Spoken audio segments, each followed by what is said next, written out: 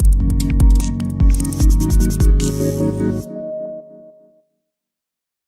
evening, everyone, and welcome to today's webinar on Alpha from Simplicity, the Power of Vanilla Investing. I am Aravind Ravindran from PMS Bazaar.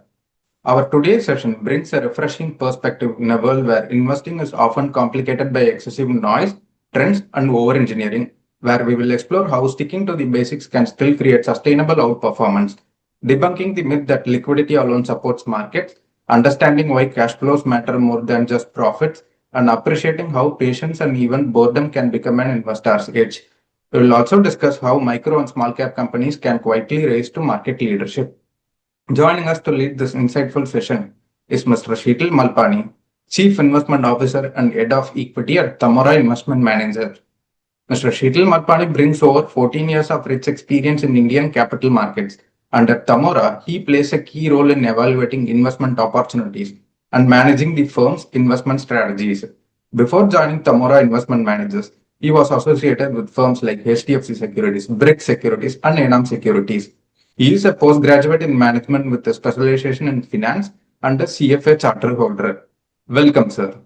Thank you, Arvind, and thank you everyone for joining in for today's session. The topic has been Alpha from Simplicity. In today's world of social media, new age, age of techo trades, can we be not swayed away by news and follow the simple basics of investing and still compound at decent enough rate to create enormous wealth? We have drawn parallels to vanilla ice cream in our process because that is a ultimate basic of ice cream, and drawn parallels. Our team has curated a few pointers in terms of how investing can be done on vanilla basis, and yet it can be in fact impactful and consistent also. If you look at in any season, an ice cream parlor will try to create new flavors to make sure that newer and newer customer comes and taste their newer flavors. And in a sense, because the demand is very high, and you want to get newer customers into its fold. Again, at this point of time, if I draw a parallel, I think the demand for equities is at an all-time high, despite the valuations what it is at. That means that a newer set of equity investors, especially domestic investors, want to participate in the equity cult which this country is right now experiencing. And to satisfy that demand, I think newer sorts of themes, I think comes on social media, or newer types of themes is being marketed, that this can be the next mega thing, next mega trend, next set of multi-baggers will come, and so on and so forth. So first, I think let's see whether the demand for equities is as high as it is made out to be. If you look at the figures in the chart given below, while I think headline gross SIP figures do make a noise that SIP figures have hit a threshold of near about 25,000 odd crores on a monthly basis. But if you go deeper into the data, the net inflows at this point of time is roughly 9,000, 10,000, 11,000 odd crores, depending upon the month you look at. So the demand for equities on the net basis is not as high as it is made out to be in that sense. But the important point, if you look at, is that while it is true that absolute amount of SIP investment has increased disproportionately in last 5 to 6 years, especially the post-COVID. But if you look at pre-COVID, I just give you an example. Pre-COVID, Indian market cap, overall market cap was roughly near about $2 trillion odd.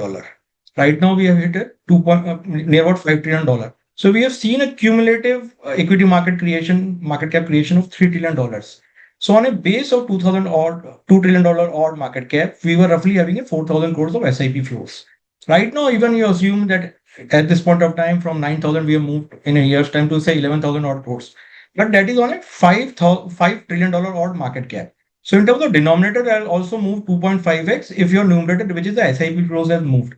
The other data point you have to look at is that in terms of free float market cap, usually you have to look at there are two types of shareholding. One is lock-in shareholding, which is basically by promoters. One is the non-promoter, which popularly called as free float market cap, which is invested by retail investors, domestic institutions, FIIs. If you look at the free float market cap in India has gone up from 46%, which was pre-COVID, to 49%. That means your SIP contribution has increased by 14-15% CAGR for the last 5 years, especially post-COVID. The free float market cap of India has increased by 17%, which is higher than the SIP contribution.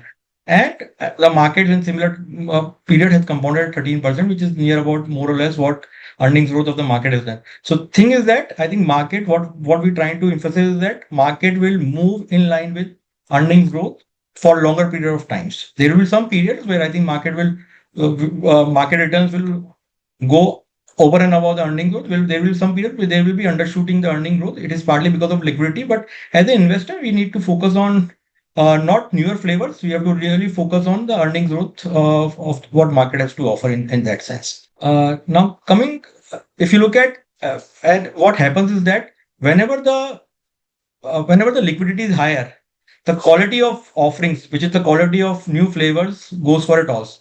And these are the IPOs which we have curated. There are some of the IPOs which have done really, really well. But if you look at these are the quality of paper incrementally because of the higher liquidity just goes for a toss. So newer flavor, which is just for the sake of introducing flavor, I think do not fit the taste of the audiences. If you look at most of the IPOs are now trading well below their IPO prices and way below their listing prices. We have to really focus on the listing prices because IPO prices may people get very less allocation. What you can buy is at post listing in terms of you have a high conviction. And again, we will want to point out the IPOs which have done well are very basic IPOs, which is like a telecom company IPO or a technology company IPO or a pharma company and IPO. IPOs which was touted as new mega trends or defense trends.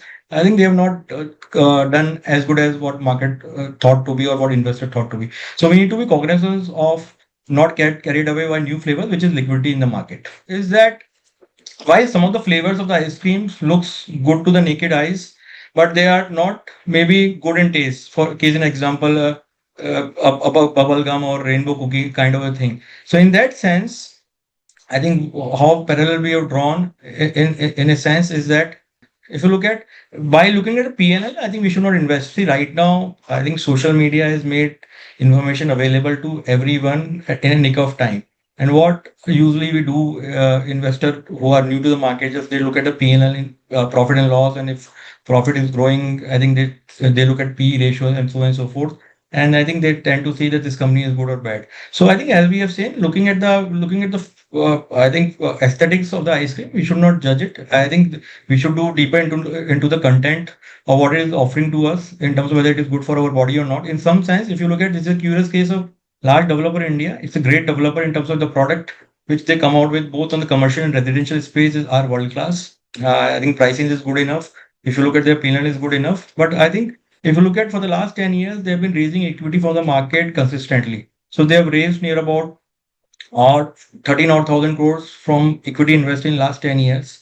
Uh, their total shareholder equities is near about 17 or 1,000 crores. In that sense, so this may be a great product for to use or to buy, but it may not be a great investment for investor per se. So if you don't have to go by look and feel. You have to look deeper into what that company is offering in terms of cash flows because cash flows are the ultimate truth, and that means you have to do deep dive into the companies before taking a significant amount of exposure to some of the companies. Case in point is that I think we believe that vanilla is far more the consistent. I think if the vanilla has stood the test of time, some of the flavors will come and go, but I think vanilla will continue to remain. I think base of most of the things. This is an example. I think our one of the best compounders in our portfolios have come from as boring company or as basic plain vanilla company as it can get. It's the paperboard company, a packaging company. It has no AI threat kind of a thing. It is in a basic Me Too kind of an industry. It is servicing as boring companies as it can get, basically a basic FMCG company, basic alcohol company, or maybe a tobacco company. And this company has become, with doing day in, day out hard work, has become the largest company in its space. So a boring company, no tech kind of an advantage or no AI kind of a threat, a boring end users, and it has created an enormous amount of wealth. If you look at the beauty is that for the last 10 years, there have not been a single year where the company has seen a degrowth in sales. Very few companies in India will stood the test of 10-year time frame. And even in COVID time, this company was able to report a 2-3% kind of a growth. Mind you, when whole country was struggling, whole world was struggling, I think this company was able to report at least a top line growth. Uh, the last 10 years profit growth without dilution of equity. They have not raised any kind of equity. They have not done any stake sale. in this buoyant markets, and they've compounded their profit at 16%, while the price growth has been 23% for the last 10 years. Despite a 23% CAGR price movement in last 10 years, this company is still trading at 23 times on trailing earnings. So this is what we want to emphasize, that I think if there are some of the companies which are very basic companies, plain vanilla companies, they might not excite you aesthetically, but I think they can be far great investments than what other companies which looks great and may not turn out to be as great as they look. I think it is popular notion that small and mid caps in India are me too. There is no tech advantage in those in many of the companies, and they don't do any world class kind of work. I think this is a myth. I think some of the plain companies, though they have moved from an undifferentiated vanilla just because of their hard work and consistent work day in day out. So there are two three examples in our portfolio which has done such kind of work. One is small microcap company which went to a near death experience. This company used to make Dabba TV cathode ray way back in 90s. People who are age of near about 40 50s, they must be remembering the days of Crown TV or BPL TV. उसमें जो cathode ray tube आती थी, this company used to make. When those TVs went out of fashion, this company experienced a near death experience, but they were able to turn around themselves, I think repurpose themselves. And today, this company has the largest installed base of electron beam welding, and they are doing world-class manufacturing, and they are supplying to the who's and who's of the world. So Teslas, BYD, M&Ms, you name them. I think they have their customer. The customers are there with them in terms of best in class. And to top it, they make their own machinery. That their largest competition is a German manufacturing, which is 2x, 3x of the price what they make their own machinery. It gives them competitive advantage. Their newer kind of welding systems are now have application in smart meters, EVs, other transformer. So when they started out, they never knew that EV will become a great application to be used for their products.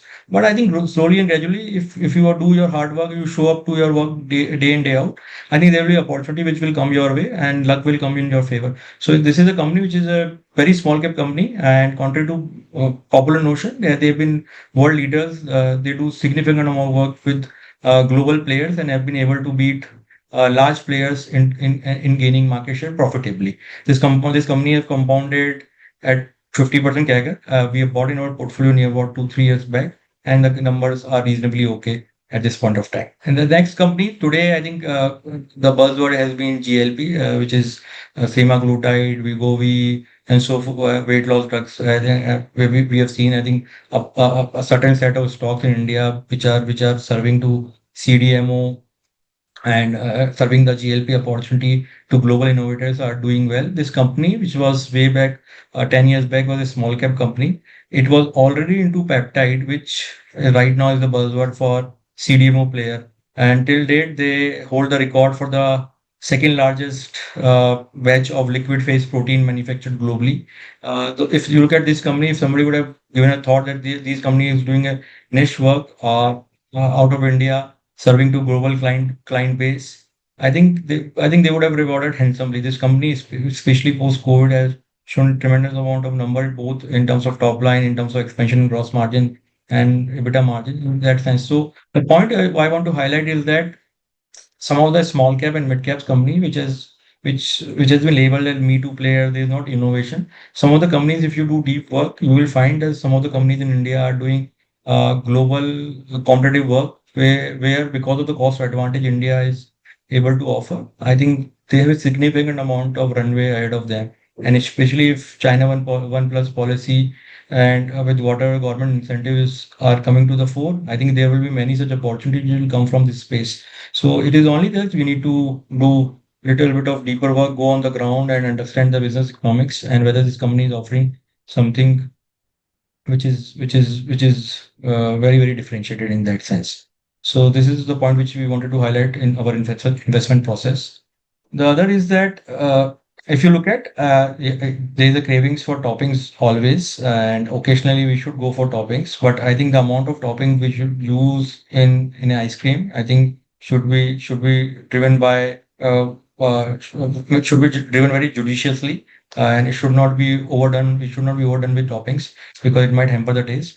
Case in example, right now the popular notion is that I think defense is the sector for the next 8 to 10 years, and government defense spending has exploded. If you look at the data given below, while on the absolute manner, the spending on defense has gone up, but I think as a proportion to GDP, it has remained where it is. Mostly, this chart suggests at 1.9% of GDP roughly. And X of pension, I think if you look at it, it is at 1.5% of GDP. Nothing to say that defense won't do well or there's no investment advisory in that sense. But what we want to highlight is that in terms, you have to look far deeper in terms of popular narrative, how the numbers are moving. There might be some sub segments of defense which might do well. There might be some segment which might not do well.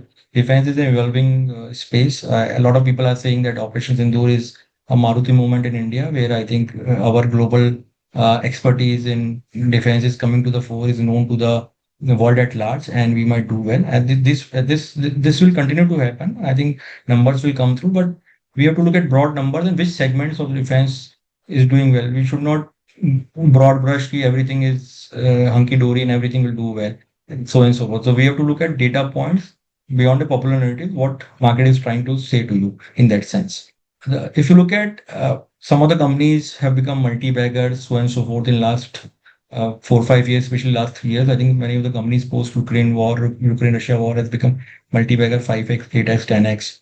You look at order book, these are factual data. I think order book of some of the companies which I have presented. Some of the companies have seen a degrowth in order books and they've become 8 to 10x in that similar time frame. While I always believe that these companies are futuristic in order, you don't have to look at backward, you have to look at forward in terms of what are the order books at hand, what can be the potential order book sizes, what can be the margins to value them. But I think the data point suggests that some of the companies have seen degrowth in their order books, but because of the narrative that at some point of time India will become X percentage of world global shipping or world global in terms of global defense manufacturing.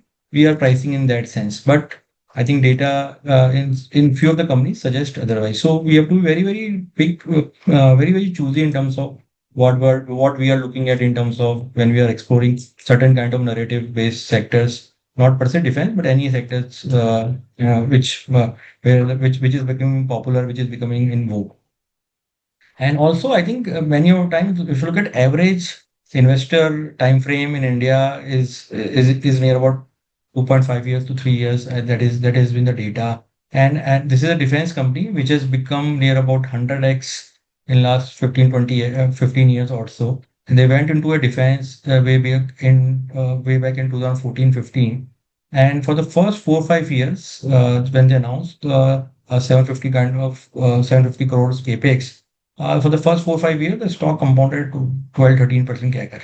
And the last 4 years, it has compounded at 50-60% kind of CAGR. So many point of time, the investor time horizon in terms of and the company actual delivery is a mismatch. There's a mismatch in terms of expectation in terms of delivery of company. While in a 10, 15, 20-year period, I think these companies will do well. But do you have the patience to match the delivery timelines of those companies which you are investing just because they are popular at this point of time? So we have to be cognizant in terms of matching our time frame and matching what companies will be able to deliver in those time frames per se. So this is very important and for investors per se.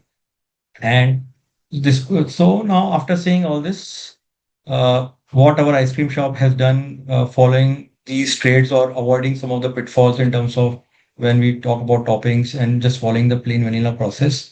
This is, I think, we have been able to do reasonably okay. As I've said, I think if somebody is able to consistently compound its money in high teens over a long period of time with very less drawdown, I think the amount of wealth which can create, as I've said, that vanilla is able to does the job of ultimate craving. Same, I think, if do a plain vanilla investing we consistently day in day out, I think returns over a 5 to 10 year period will out surprise any kind of vogue or popular kind of investing. With this, I conclude my presentation and welcome questions from the participants or from the moderator. Thank you, sir. Thanks for the wonderful and detailed presentation, sir. Dear participants, the forum is now open for Q&A. You can post your questions in the Q&A box. Before moving on to the audience questions, I have a few questions to ask you, sir. So my first question is, given the current market context, are there any structural themes or sectors you believe the market is underestimating right now, sir?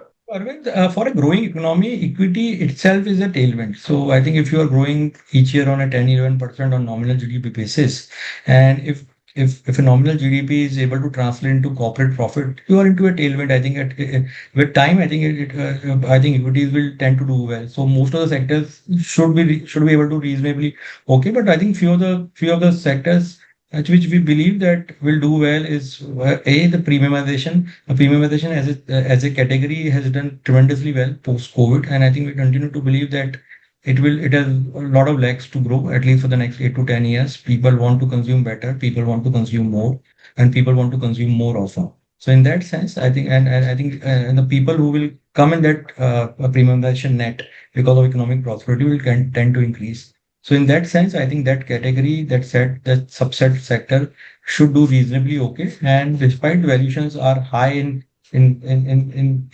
that category, I think because of sheer longevity of growth which that sector has to offer, my sense is that investor with that horizon, I think despite high valuation should do reasonably okay, at least in next 5 to 8 years time frame.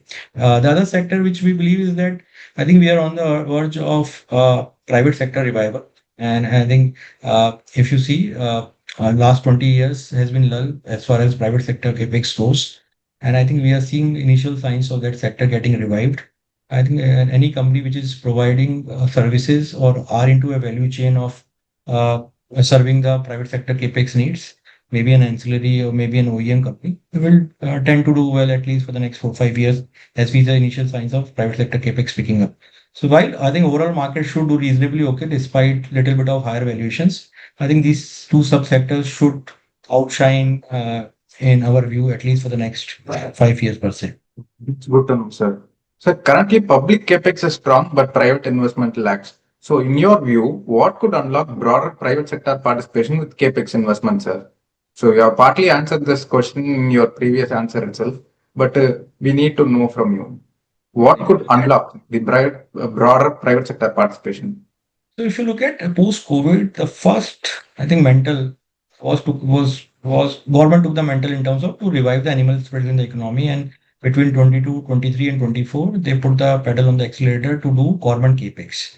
And as and when the government capex start to fructify on the ground, economic growth picked up, capacity utilization picked up, cash flows of the company improved.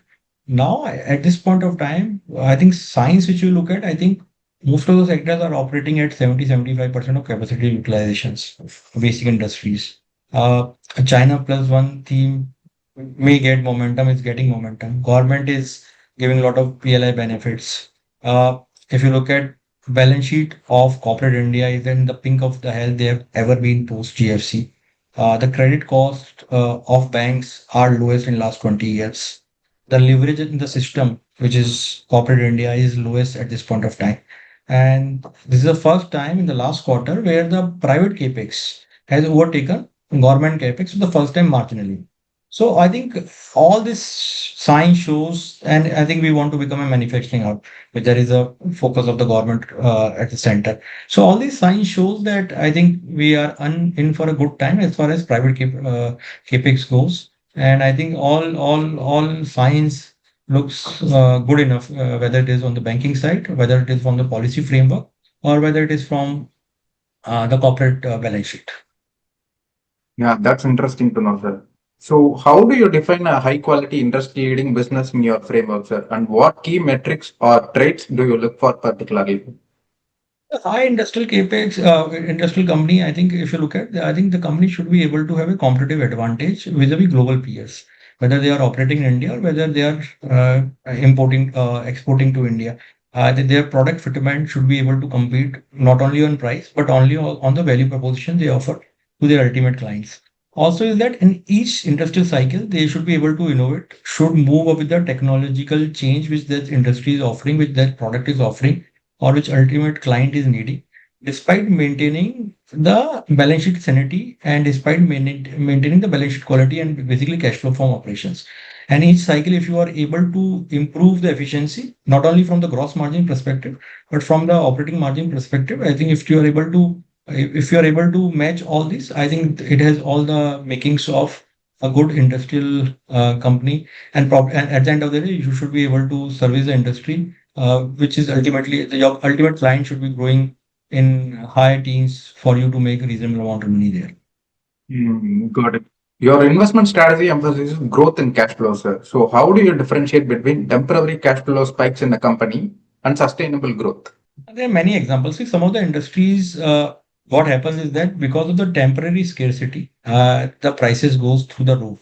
There are many cases, in example, in last 10 years, I think way back in 2017, 18, I think because of some cathode ray tube, I think this HEGs of the world saw a tremendous amount of price upsurge and the stock became 5x, 10x in no point of time because the pricing became 2x and all the incremental pricing went to their cash flows. But can those cash flows are sustainable, predictable, and scalable? The answer is complete no.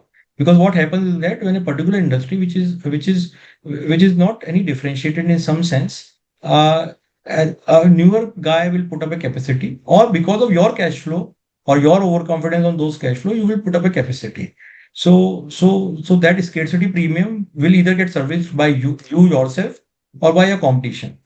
If the scarcity is like what Ferrari used to offer, because they make sure that Ferraris of the world and Rolex of the world, they make sure that they have demand which is far more than the supply. They consciously make sure that the supply is far lesser than the demand. And because that kind of an scarcity, nobody is able to create or nobody is able to match.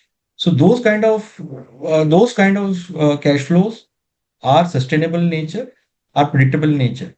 Coming back to India, some of the businesses where the company is able to increase cash flows not by gross margins but by operating profit. That is by bringing in efficiencies into the system, reducing other expenses, so and so forth. And if they are able to improve gross margins by product mix changes, that means you are serving a high value add customer vis-a-vis so and so forth, or you have got a newer set of export order where the margins higher, or you are able to get market share from your competition by being more efficient. So that is a mix and match. So for some of the gross margin are unsustainable in nature. We have seen in COVID, API companies went through the roof because there was a huge demand because of COVID vaccine, and ultimately they fall flat. And there are some of the companies which are far more sustainable in nature, where the demand is far more predictable and far more scalable, and the cash flows are far more sustainable because of internal efficiency rather than market giving them one-off benefits because of higher demand. Understood, sir. So, how does rate of change influence your investment decisions, sir? Do you prioritize acceleration in metrics over absolute size, or is it the other way around? We prioritize acceleration in metrics. There case and example, I think there are a lot of examples. We value that rate of change of growth is very, very important. There are many examples. If you look at in last 10 years, the absolute volume growth on two-wheelers in India is 4-5% CAGR. Would you believe it? In last 7-8 years, I think India two-wheeler volume growth has been pathetic. Maybe at best what it was in 2018-19, or maybe a few percentage point higher. Uh, within the same industry, the industry has not grown. But some of the companies which have gained market share has become 10x in last 10 years, which is a 22-23% compounding. And in similar set, a company which has lost market share has done nothing. Same is the case of PV, a company which has moved a value chain, gone into the SUV way, has become 5 to 8x post-COVID. So I think we value the rate of change of growth than absolute amount. Post-COVID, where a lot of investor should be able to relate to it, is you look at post-COVID, I think for the first 3-4 years, private sector banks, despite being high efficient businesses, were underperformed PSU banks. What happened in that rate of change of growth at the margin in PSU banks moved from a 5% to a 12%, 13% kind of growth because their balance sheet was getting cleaned and they have a lot more bandwidth to go for advances growth rather than looking at cleaning out their NPs because balance sheet was getting lean by the end of 2021-22. So in that sense, I think market do tend to go with rate of change of growth in the initial part of the cycle. Once the cycle settles, and that ultimately market looks for businesses which can compound at longer period internally, which is operationally. So I think we Great. prefer rate of change of growth, especially in the early cycle of the Yeah. market. With only 15 to 20 stocks in the portfolios, how do you manage concentration risks, sir, especially during volatile phases? I mean, there is no right answer in terms of how many stocks. There is no scientific answer in terms of how many stocks you should have in your portfolio. Somebody goes with 15, somebody goes with 20, somebody goes with 40, 50. It depends upon the nature of the fund managers or kind of investment strategy he runs into. So there's no right answers. The way we look at is that your 25th or 30th idea won't move the needle. If you look at contextually right now, how the Indian team is playing, this is my view in the test match, is that we are playing with 7, 8 batters, extra 2 batters. That means we are trying to defend we are trying to go for a draw rather than a win in some sense. So I think when you try to broaden your portfolio, I think that the objective is that at least can I mimic the market at least in the in some sense. So our sense is that I think we are okay with near about 20-22 stocks in our portfolio. We believe that the marginal tail of the portfolio won't have as much conviction as your top ideas. And I think in a PMS strategy, if you have to do niche work, and I think you have to make your portfolio around 18 to 22 odd stocks to able to do justice of doing different kind of offerings to your customers. That's well put out, sir. So, can you give an example where your pre-mortem process led to a no-go despite market enthusiasm, sir? So I will give you an example where we eventually made an investment in terms of regretted in sense. So our pre-mortem is a process wherein while doing a research, we tend to identify reasons for what can go wrong, and that are not macro reasons, that are company specific reasons where we can go wrong in that sense. And we tend to identify reasons what can go wrong, and if we can find reasonable answer why these reasons won't play out, then we go ahead with the investment. So we did an investment in a CNG company who is delivering CNG fuel at retail petrol pumps. We thought post COVID, I think things are improving. CNG sales for improving for the largest OEM, and we thought I think the volumes will pick up and valuations were reasonable enough. And in our pre-mortem process, we identified that the day the uh, government of that state, if they come out with a EV policy which mandates that all government public transport buses will have a EV or so and so forth, or they go for the ultimate push or making an EV mandatory, especially for the government fleet, we will come out of this position no matter what the price is. Uh, we entered with a 3-4% weight in the portfolio in our portfolios. It did reasonably okay in month to go, but I think come winter, there was pollution all around, and the government of the day announced. We knew that it might not play out the way, but I think it got announced, and the stock got hammered that day. And because we had a predefined pre-mortem criteria on our exit, we were able to exit unequivocally. And I think I've seen in my career, once you become emotional about your decisions, I think it is very difficult to exit. And even if you exit, you become very emotional about it and gives you a lot of emotional stress. But I think with this process, I think the emotional quotient I think get reduced far more, and I think ability to exit the position at loss because you have already a predefined criteria. It helps a lot, and not only it helps a lot, it is able to clean your mind, and you can work on next opportunity and at least save on the opportunity cost of capital and time. That's insightful, sir. So, with your permission, can we move on to audience questions, sir? Yeah, surely. So, the first question is from Rohan, sir. He is asking, how do you define if a company is a vanilla company? So I think, especially vanilla is just a symbolic thing. I think if you look at the company is not making any kind. See, if company is talking about EVs and all the buzzwords, then you have to do extremely deep dive work because they are going by the flavor of the season in that sense, trying to get more investors on board, try to raise money, so forth. I think if you are able to identify a company which has a reasonable history, if you are able to identify that in each of the cycle, they have not gone for the fancy words, they have done their job day in, day out, and you have to look at ultimate balance sheet. You go and see what they have said and what they have delivered, so and so forth. They have not got for the buzzword just for the sake of raising money or getting investor attention. These are the things you have to look at.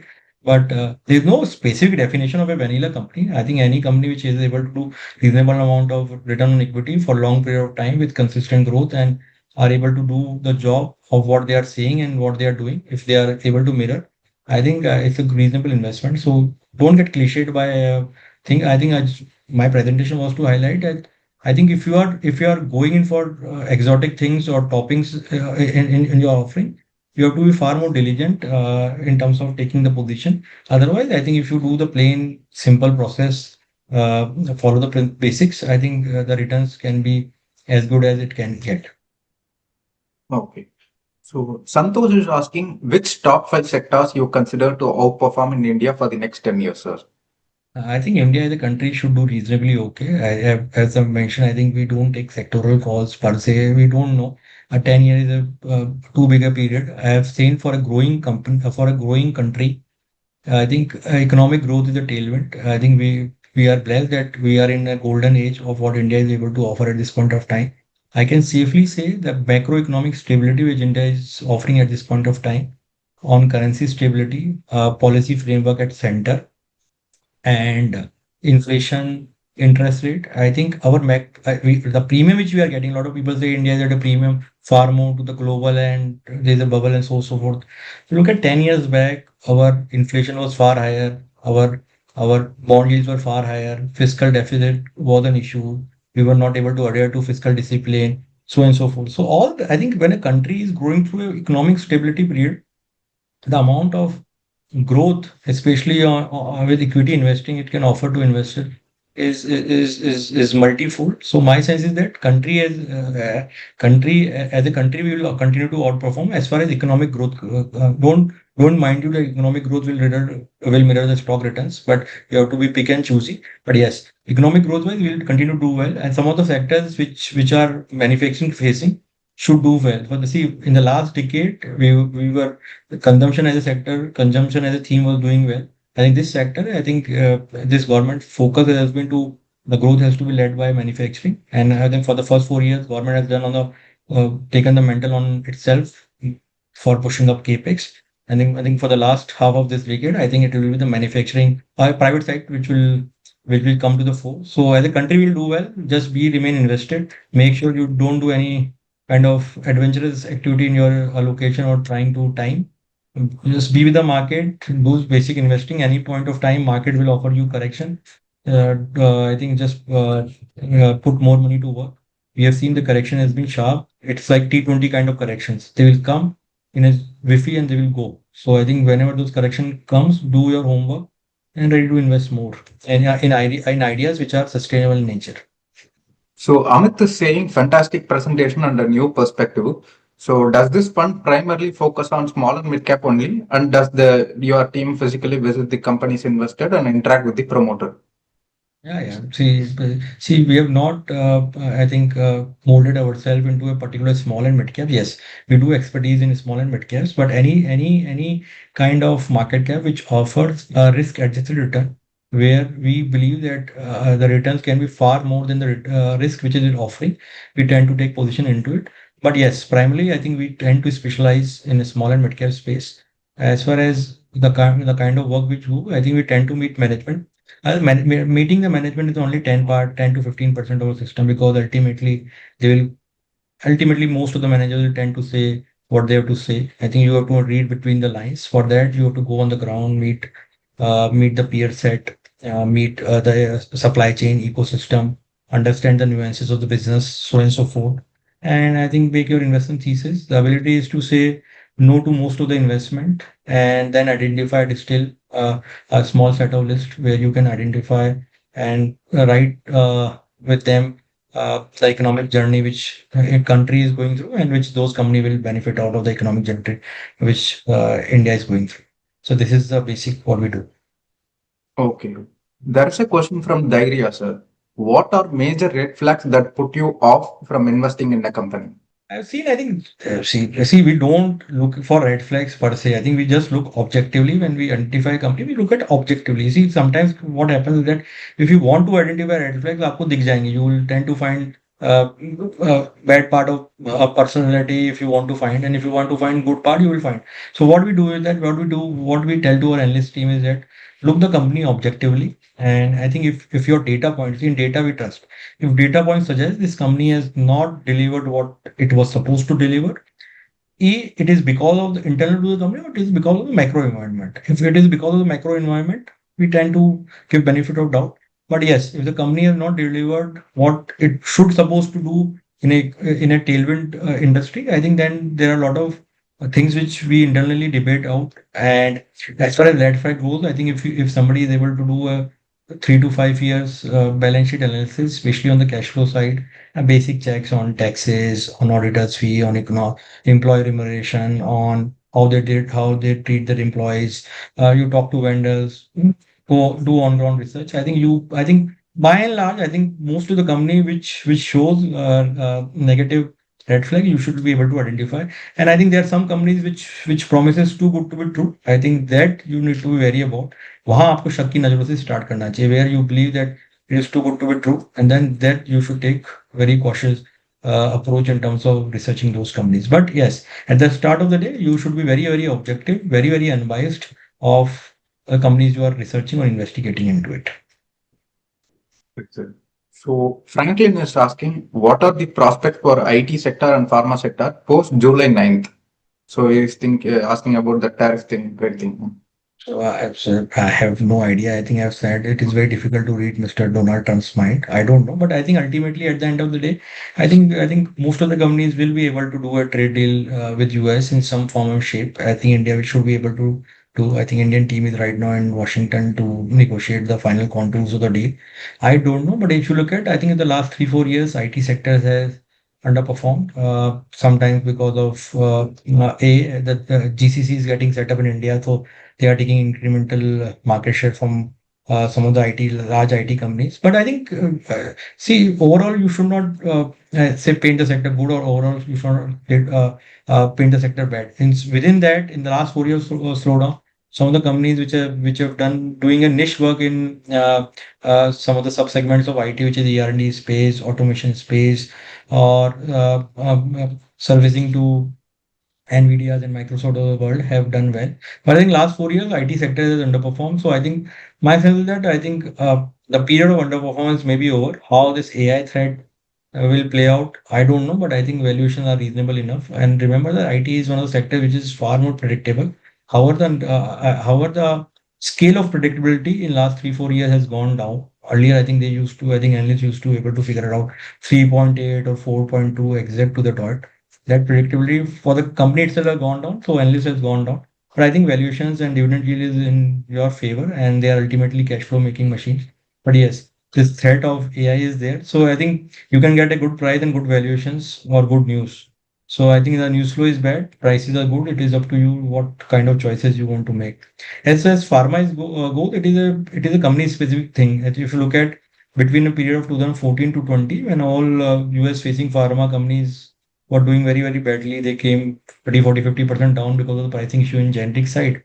Some of the companies, one of the companies which I mentioned in my presentation, and some of the companies which were doing very innovative kind of work, I think they made significant amount of monies. And post COVID, I think generic pharma made a lot of money, and those companies saw went nowhere. So it is very company specific. You can't broad base pharma sector with one go. I think there are a lot of subsets which are doing different kind of work. Some of the industries are growing, some of the industries are having challenging times, some of the industries will face tariff issue.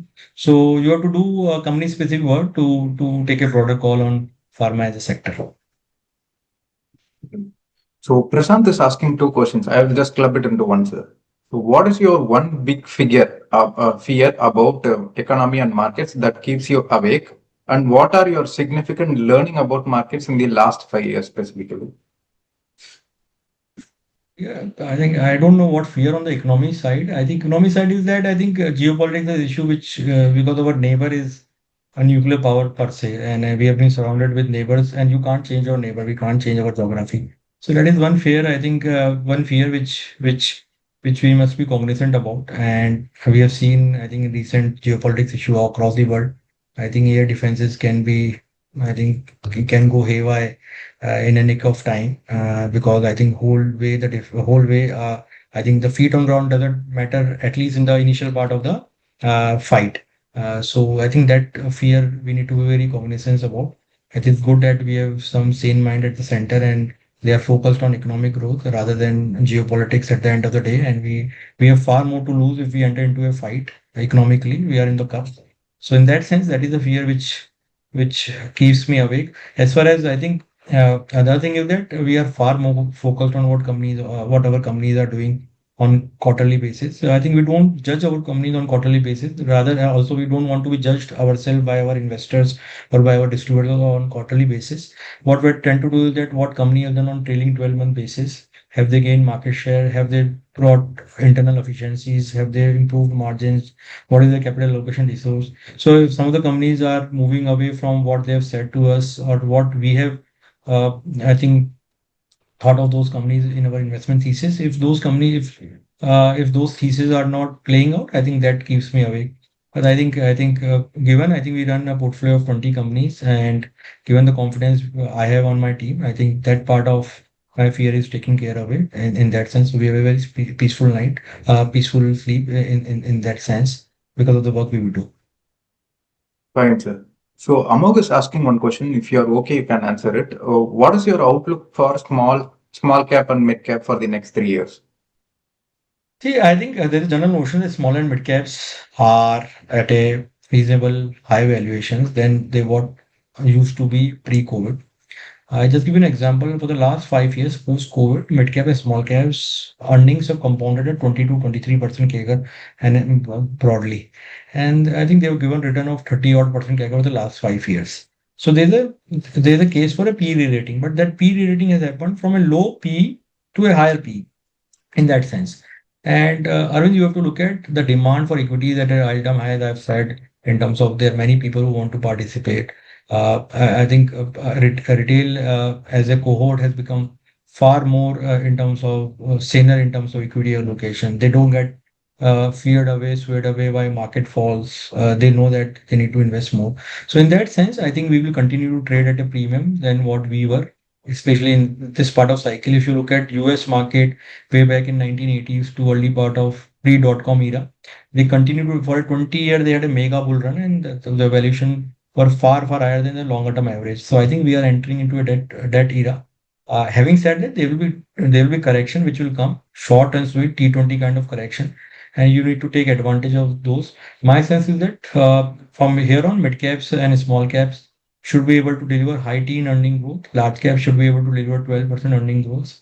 So depending if you believe that valuations will stay where they are, no re-rating and no de-rating, I think that much kind of return I think one can expect on a 3 to 5 year basis. There will be periods where the returns will be muted. There will be period where return will be super normal. As an investor, your job is to look at how much your portfolio has delivered in terms of earnings and what is your portfolio has delivered in terms of returns. And if your returns are lower than what earnings have come through, and if you believe those earnings are sustainable and predictable and scalable, I think you need to put more money to the work to enjoy the benefits of the next upcycle in terms of market returns. Good. I think we are done for the session, sir. So the remaining questions we will send it across to you so that your team can answer and send it to the people, sir. Thank you, Arvind, and thank you everyone for joining this webinar. I hope you people have benefited little about what we do as a investment house. And for any queries related to our products or process, I think it is more than welcome, and we will happy to answer most of your queries within a day's time. Thank you, everyone, once Thank you so again, much. and wish you a happy investing in times to come. Thank you. We absolutely enjoyed it, sir. Thank you, sir.